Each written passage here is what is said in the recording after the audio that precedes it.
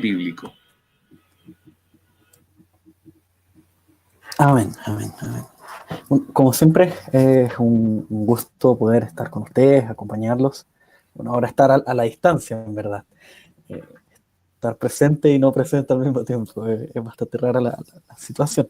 Pero es la situación propia de la pandemia. Lo bueno es que podemos compartir, podemos reunirnos en torno de la palabra. Y esa es un poco la idea del sermón del día de hoy. Poder estar en torno de la palabra y comprender esta situación diferente que estamos viviendo, o mejor dicho, cómo nosotros, qué pasa con nosotros en esta situación diferente que estamos viviendo llamada pandemia, donde muchos sentimientos se pueden estar agolpando en nuestro corazón. Así que vamos a leer el Salmo 7, el Salmo número 7. Luego vamos a orar y después vamos a continuar con la explicación del texto y su aplicación a nuestra vida. Salmo número 7. Dice así, desde las palabritas chiquititas que están arriba, dice: Sigallón de David, que cantó a Jehová acerca de las palabras de Cus, hijo de Benjamín. Versículo 1, dice así: Jehová, Dios mío, en ti he confiado. Sálvame de todos los que me persiguen y líbrame. No sea que desgarren mi alma, cual león, y me destrocen sin que haya quien me libre. Jehová, Dios mío, si yo he hecho esto, si hay en mis manos iniquidad, si he dado mal pago al que estaba en paz conmigo, antes he libertado al que sin causa era mi enemigo, persiga el enemigo mi alma y alcáncela. Huelle en tierra mi vida y mi honra ponga en el polvo. Levántate, oh Jehová, en tu ira, álzate en contra de la furia de mis angustiadores y despierta en favor mío el juicio que mandaste. Te rodeará congregación de pueblos y sobre ella vuélvete a sentar en alto. Jehová juzgará a los pueblos, júzgame, oh Jehová, conforme a mi justicia y conforme a mi integridad. Fenezca ahora la maldad de los inicuos, mas establece tú al justo, porque el Dios justo prueba la mente y el corazón. Mi escudo está en Dios, que salva a los rectos de corazón. Dios es juez justo. Dios está irado contra el impío todos los días. Si no se arrepiente, él afilará su espada. Armado tiene ya su arco, y lo ha preparado. Asimismo ha preparado armas de muerte, y ha labrado saetas ardientes. He aquí, el impío concibió maldad, se preñó de iniquidad y dio a luz engaño.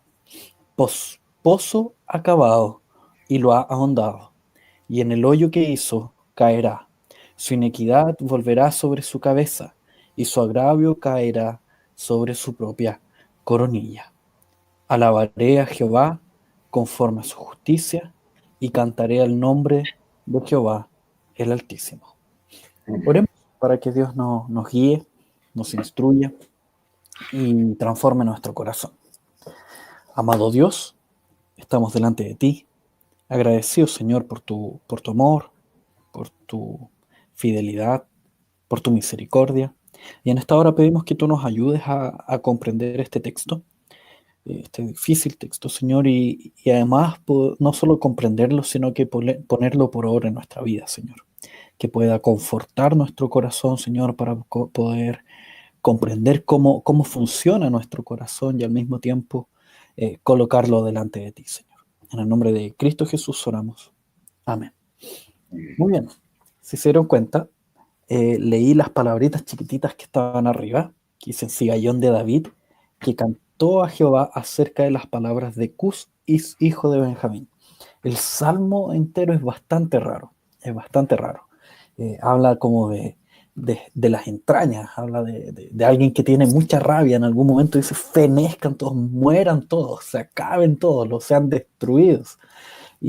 Pero al mismo tiempo se muestra un poco de miedo, un poco de temor, cuando dice: chuta, me van a matar a mí, estoy yo a punto de ser destruido.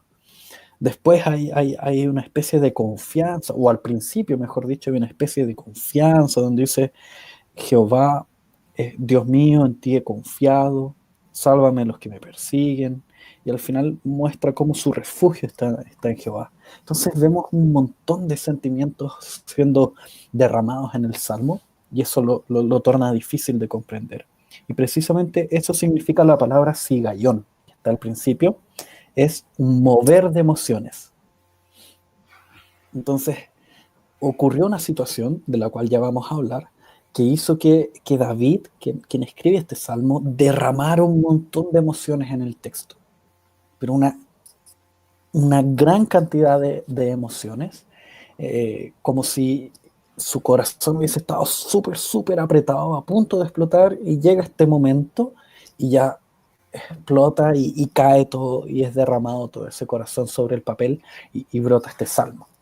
Entonces, ¿cuál es esa situación? Es precisamente eh, las palabras de Cus de Benjamín, hijo de Benjamín, Cus el benjaminita. ¿Qué, qué fue el acontecimiento que provocó esta situación? Al parecer, fue durante el periodo en el cual David estaba siendo perseguido por Saúl, perdón, estaba siendo perseguido por Saúl, y en esa persecución donde David huía, él junto con sus hombres llegan a una ciudad de sacerdotes, en donde él busca refugio. Él come panes de la propiciación, además les dan armas, que una de las armas eh, es la arma que utilizaba el gigante al cual se enfrentó Goliat. Entonces, en todo eso después él sale de esa ciudad. Y obviamente, como es una persecución de parte de Saúl, Saúl posteriormente llega a las cercanías de esa ciudad, envía a hombres a preguntar si es que David había andado por ahí y a dónde se había dirigido. El sacerdote Ahimelech, o en otras versiones Abimelech, eh, responde delante de eso. Él dice, ¿sabes qué? No tengo idea dónde fue David. No lo sé. Y de hecho no lo sabía. Y, y Saúl, en su maldad, empieza a increpar de forma más firme, más fuerte al sacerdote, pidiéndole que le diga dónde se había ido David, pero el sacerdote no lo sabía, y de hecho no lo sabía. Entonces Saúl, lleno de ira, destruye a la ciudad, mata a todo el mundo, mata a los animales, mata a los niños de pecho, mata a las mujeres, incluso a los hombres, destruye la ciudad, devasta la ciudad. Y en esa devastación, un hombre logra huir y le comenta todo lo que había sucedido a David. Y cuando David se entera de esta situación, que Saúl había matado a los sacerdotes del Dios Altísimo, había matado a las mujeres de esa ciudad, había matado incluso hasta a los animales, y no quedó nada. Él, él lleno de ira, de furor, de tristeza, de confianza en el Señor, de un montón de dudas, de inquietudes, él escribe este salmo. Y ustedes pueden decir, pucha, pero yo jamás voy a vivir una situación semejante a la de David, en la cual alguien que me persigue a mí va a matar a mucha gente con tal de encontrarme. Pero aún así, nosotros vivimos situaciones que estremecen nuestro corazón y que confunden nuestro corazón, donde muchas veces sentimos ira, sentimos rabia, sentimos pena, sentimos tristeza, una tristeza profunda, o sentimos al mismo tiempo esta idea de confianza en el Señor, y no sabemos cómo expresar todo eso, no sabemos qué es lo que nos está pasando, no sabemos cómo Dios está actuando en nuestra vida, no sabemos qué es lo que Dios está haciendo, y por lo tanto, en función de eso, este salmo nos ayuda a ordenar nuestro corazón. Y hoy en tiempo de pandemia, donde quizás hemos pasado más tiempo encerrados que el que hemos pasado en toda nuestra vida, también está eso. A lo mejor de repente hay rabias, hay discusiones maritales, hay inquietudes, hay ganas de poder reunirse, hay al mismo tiempo una confianza en que el Señor está actuando, puesto que se nos repite constantemente eso, pero al mismo tiempo hay una incertidumbre porque no sabemos qué va a pasar en un mes más, si va a haber vacunas, si no va a haber, si esto va a continuar de aquí hasta Navidad, si va a continuar de aquí hasta el próximo año. No sabemos nada y esa incertidumbre nos va comiendo desde adentro y tenemos muchas emociones ahí brotando en todo momento, brotando y que no sabemos cómo manejar. Y es así como comienza este salmo. Y los primeros versículos interesantes que luego de que David recibe esta noticia, su primera sensación, su primera emoción, lo primero que él derrama en el papel es confianza en el Señor. Comprender que Dios es el refugio seguro, independiente de la situación que podamos estar viviendo, independiente del problema que pueda estar atacándonos, independiente de las circunstancias de nuestra vida, siempre debemos tener presente esa verdad, que Dios es nuestro refugio seguro. Fíjense las palabras: Jehová, Dios mío, en ti he confiado, después de recibir la noticia de la muerte de los sacerdotes del Dios Altísimo. Entonces, ya que la confianza está enraizada en Dios, es a Él a quien se le pide la salvación. Entonces, dice: sálvame de todos los que me persiguen y líbrame, no sea que desgarre mi alma cual león y me destrocen sin que haya quien me libre. Entonces, entender que su vida, más que estar en las manos de esos hombres que pueden perseguirlo, destrozarlo, desgarrarlo, sus manos están, o sea, su vida está en las manos de Dios. Eso es lo primero que debemos tener en mente, lo primero que debe estar en nuestro corazón, el primer pensamiento que debe estar delante de nosotros cuando vivimos esos momentos que el corazón está ebulliendo una gran cantidad de emociones, es recordar que Dios tiene nuestra vida en sus manos, que Dios es quien gobierna, que Dios es el refugio seguro. Y por lo tanto no colocar nuestra confianza en nosotros mismos, en lo que podamos hacer o dejar de hacer, puesto que nosotros sabemos que nosotros somos polvo y que al polvo volveremos, y que un refugio hecho de polvo no es el mejor refugio que digamos. El mejor refugio es la roca eterna de nuestra salvación. El mejor refugio es Dios. Muy bien, después el texto continúa. Después de mostrarse a sí mismo que el refugio verdadero es Dios, es el único refugio, él entiende que Dios no solo es refugio, sino que también es un justo juez. Del versículo 3 al 5 nos muestra eso, nos muestra que Dios es el justo juez. Fíjense: Jehová, Dios mío, si yo he hecho esto, si hay en mis manos inequidad, si he dado mal pago al que estaba en paz conmigo, antes he libertado al que sin causa era mi enemigo, persigue el enemigo mi alma, alcáncela, huella en tierra mi vida y mi honra ponga en el polvo. En esto de comprender que Dios es el justo juez, David se coloca a sí mismo delante de este juez para ser juzgado.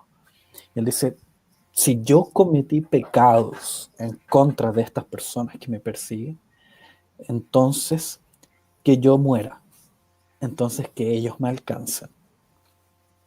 Es interesante el movimiento que hace David al mirarse a sí mismo, al darse cuenta que es posible, existe la posibilidad de que la persecución de parte de Saúl fuese justa, y por lo tanto él solicita ser alcanzado por las consecuencias de su pecado si es que los hubiese cometido, entendiendo que en esas consecuencias de su pecado es Dios actuando, es Dios permitiendo que sea alcanzado, es Dios disciplinando, por así decirlo. Y es un movimiento que quizás nosotros no damos muy seguido, nosotros es difícilmente que pensemos: chuta, si yo pequé por la situación que estoy viviendo, entonces sí, que sea alcanzado por las consecuencias. Uno busca librarse de las consecuencias y es natural, no nos gusta sufrir, es normal eso. No nos gusta pasarlo mal, no nos gusta ese dolor del estómago que nos da cuando estamos con momentos de estrés y profundo dolor. Pero aún así debemos entender que las consecuencias terrenales de nuestro pecado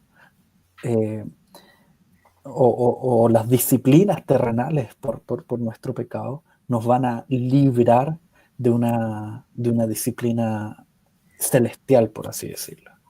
Es mejor ser disciplinado ahora, en nuestro tiempo, en nuestra vida, que nunca ser disciplinado. ¿Por qué? El nunca ser disciplinado nos muestra que simplemente no somos hijos de Dios.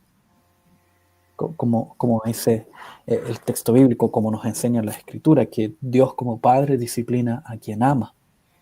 Entonces David entiende esa verdad. Y dice, pucha, si yo cometí pecado, no me di cuenta, si yo erré contra estas personas que me están persiguiendo y si es que lo están haciendo por justa causa, entonces que logren su cometido. Difícil, pero debemos abrir nuestra mente a que quizás las situaciones que vivimos en nuestra vida es culpa de cosas que hayamos hecho o dejado de hacer. Entonces, luego de entender que Dios es refugio, que Dios es el justo juez, él camina hacia una siguiente, un siguiente paso, da un siguiente paso, que es entender que, ok, entonces, ya que no hay una disciplina en mi caso, ya que yo no pequé contra ellos, entonces que Dios se levante como un rey vindicador, un justo rey vindicador. Vean el texto, dice, levántate, oh Jehová, en tu ira. Y fíjense que antes de ese levántate, oh Jehová, en tu ira, hay una palabrita bien chiquitita a mano derecha que dice Selah. ¿Qué es ese Selah?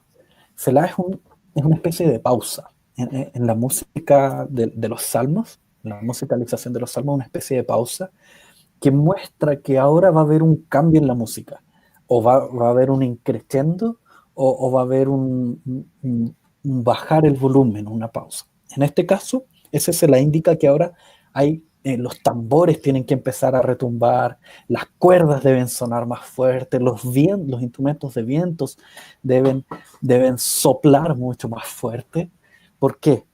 Porque antes estaba una especie de resignación, pero ahora se le pide a Jehová que se levante. Entonces, fíjese cómo el sonido va acompañando a la letra.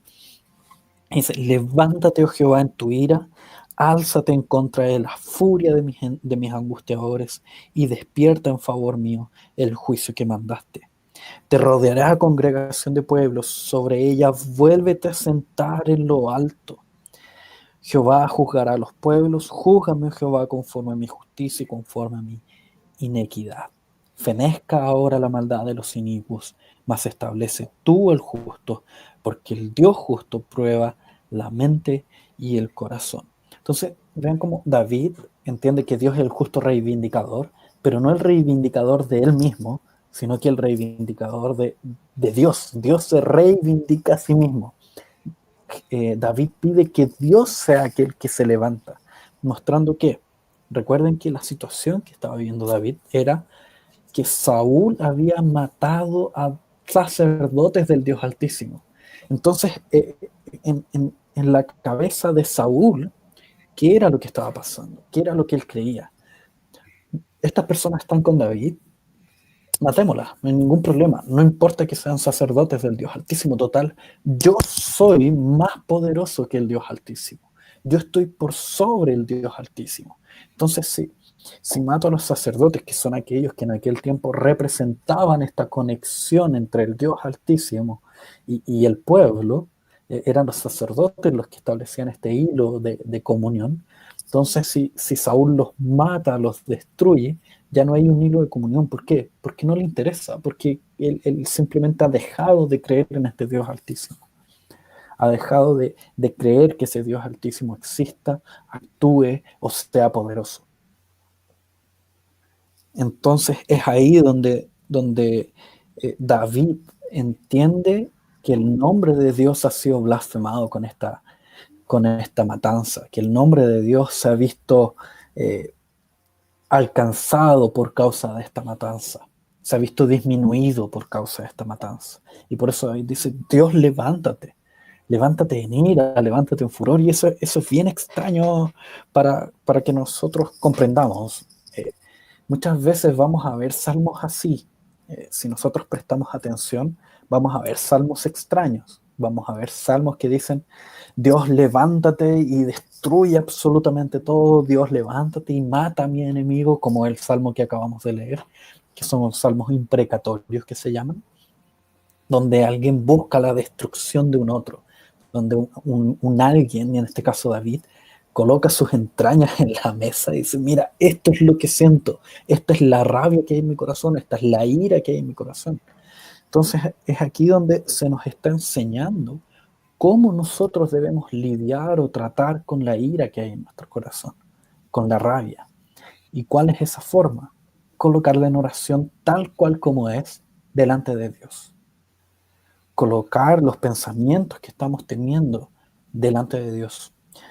Yo creo que muchas situaciones de violencia que se dan en la vida en general, en las familias, en todas las situaciones, ocurren, no sé si principalmente, pero uno de los elementos es en razón de que estas violencias, estos sentimientos, estas iras, estas rabias, no se están colocando en oración delante de Dios, tal cual como son. Nosotros tendemos a, en nuestra oración personal, individual, y aislada del resto, de nuestra oración en la cual estamos solos en una habitación, nosotros aún así las editamos. Nosotros muchas veces dentro de nuestro corazón hay una, vemos que sangre está ebulliendo, sangre está hirviendo, estamos llenos de rabia, de furor por algo que nos ha pasado, y nuestra oración es, Dios, gracias porque todo está bien, gracias porque tú me cuidas, gracias porque eres maravilloso, y por dentro estamos queriendo matar a alguien. Y ocurre eso, o muchas veces vivimos situaciones en las cuales no comprendemos nada, no comprendemos absolutamente nada, y estamos llenos de tristezas, de lágrimas por dentro, y nuestra oración es, gracias Dios, todo es maravilloso, todo es miel sobre hojuelas, cuando por dentro de nuestro corazón queremos decir, Dios, ¿sabes qué? No entiendo absolutamente nada de lo que estás haciendo en mi vida. Fíjense, fíjense lo extraño de eso que hacemos nosotros, porque Dios conoce nuestro corazón, hasta la fibra más íntima y profunda de nuestro corazón. Y si nosotros hacemos esas oraciones editadas, cuando nuestro corazón está diciendo otra cosa, estamos mintiéndole directamente a Dios en oración.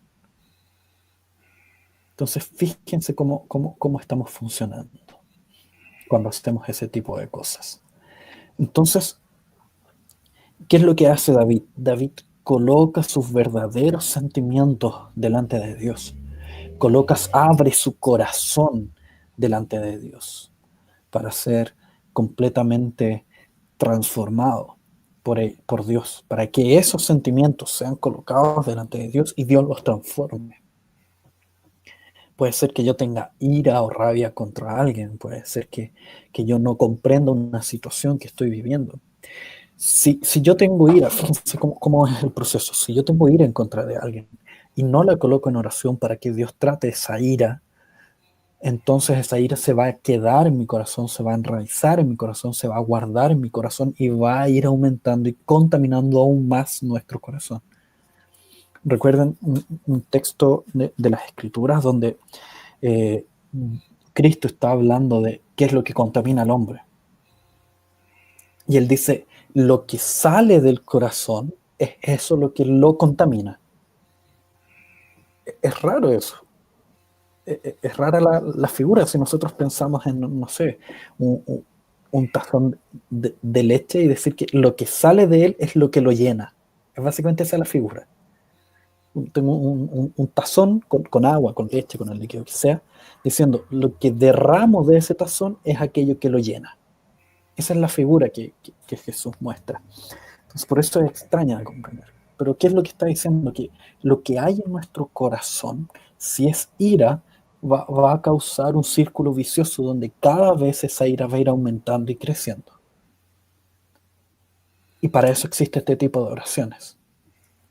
Para que nosotros coloquemos esa ira donde tiene que estar, que es en las manos de Dios para ser tratada, y no transformemos esa ira en más ira que va a resultar en violencia. ¿Se entiende? un poco la dinámica de todo esto. Y es así como funciona el corazón. Y después, a partir del versículo 10 en adelante, después de haber visto que Dios es el refugio seguro, o el justo refugio, que Dios es el justo juez, que Dios es el justo rey vindicador, David entiende que Dios es el justo salvador. Entonces dice, mi escudo está en Dios, que salva a los rectos de corazón. Dios es juez justo, repitiendo un poco una figura que continuó, que estaba anteriormente, y Dios está airado contra el impío todos los días.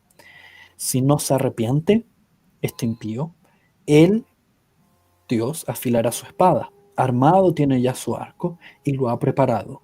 Asimismo ha preparado armas de muerte y ha labrado saetas ardientes. He aquí, el impío concibió maldad, se preñó de iniquidad y dio a luz engaño. Pozo ha cavado y lo ha ahondado, y en el hoyo que hizo caerá. Su iniquidad volverá sobre su cabeza y su agravio caerá sobre su propia coronilla. Entonces, ¿cuál es la figura que se nos presenta acá? La figura de aquel malvado que lo está persiguiendo, en este caso Saúl y todas las legiones de Saúl que perseguían a David, y cómo él actuaba de forma impía. Y fíjense el proceso de esa impiedad. Él, en el versículo 14, limpió, concibió maldad, se preñó de iniquidad y dio a luz engaño. Es decir, hay un proceso de pensamiento o corazón, por así decirlo, después guardar esa maldad en el corazón para después darla a luz. Es decir, algo que nace, después se hace un plan en función de eso y después nace y se transforma en una obra. Como muchas veces ocurre con nosotros o con cualquier persona en realidad, donde primero hay una pequeña sensación, un pequeño pensamiento, una pequeña idea, un pequeño querer, que después este querer se va transformando, se va guardando en el corazón para después ser concebido, para después ser ejecutado. El mismo acto del robo se puede pensar así, es una mirada, después esta mirada se alberga en el corazón y después se pasa a la mano, por así decirlo. Y lo mismo pasa con todos nuestros pecados, todas nuestras faltas, toda aquella palabra maldicha, aquel, aquella expresión inadecuada, aquella falta de amor en el matrimonio, varias otras cosas que nosotros hacemos, la falta de amor al prójimo, etcétera, etcétera. Todo nace de un corazón que no está siendo tratado por Dios o de un corazón que no queremos entregar a Dios, como dijimos anteriormente. Y es interesante cómo después de mostrar esta figura de primero una idea, después que se alberga en el corazón y es que después se lleva al acto, David dice que es un malvado que ha cavado un pozo y que lo ha ahondado, en el cual él mismo va a caer. En el fondo está diciendo, mira, ese pecado que tú cometes, esa falta que tú haces, al final de cuentas, es una trampa en la cual tú mismo caes. Es como la figura del coyote contra el correcaminos, donde vemos siempre en cada uno de los capítulos al coyote armando unas trampas marca Acme que son estrepitosamente gigantes y maravillosas y muy bien hechas, pero en el fondo quien cae en esas trampas es él mismo. Y eso es lo que quiere mostrar David, es lo que quiere mostrar el Espíritu Santo, es lo que quiere mostrar Dios para nosotros. Que cada uno de nuestros pecados, cada una de nuestras faltas, cada una de las tentaciones que tenemos son trampas en las cuales nosotros mismos caemos. Entonces, fíjense, en relación al ejemplo que di del coyote, cuando nosotros veíamos al coyote, nos moríamos de la risa por lo estúpido que era, ¿cierto? Por lo torpe que era, al caer en sus propias trampas. Cuando nosotros caemos en pecados, somos exactamente iguales. Porque La propia palabra nos está diciendo que es armar trampas para uno mismo. Eh, el pecado generalmente, o las tentaciones, por lo general se muestran como algo bueno, algo que puede traer una felicidad a nuestro corazón, traer una felicidad, una alegría a nuestra vida, traer una satisfacción a nuestro corazón, independiente de lo que sea, eh, desde robar hasta anhelar la mujer del prójimo, etcétera, etcétera, o anhelar riquezas o lo que sea que nos distancie de Dios. Todo ello, en el fondo, son falsas felicidades que van a traer destrucción a nuestra vida. ¿Por qué? Porque vamos a contaminar nuestro corazón.